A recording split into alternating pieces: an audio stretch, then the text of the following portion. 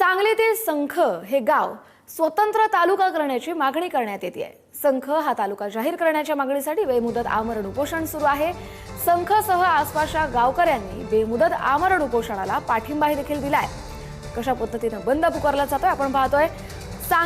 सांगलीमधल्या जत तालुक्यामध्ये संख हे गाव आहे आणि हा संख स्वतंत्र तालुका करावा अशी मागणी तिथल्या गावकऱ्यांनी केली आहे।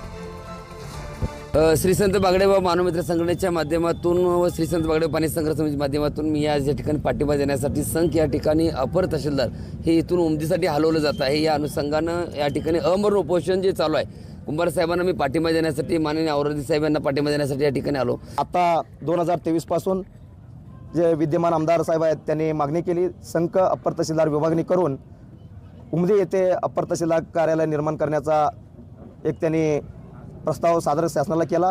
त्या संदर्भात सर्व शासन स्तरावरती आज रोजी पूर्ण तहसीलदार कार्यालय असेल, उपविभागीय अधिकारी असेल आणि जिल्हाधिकारी कार्यालय असेल, यांच्या माध्यमातून प्रस्ताव माननीय विभागीय आयुक्त पुणे यांच्याकडे गेलेला आहे।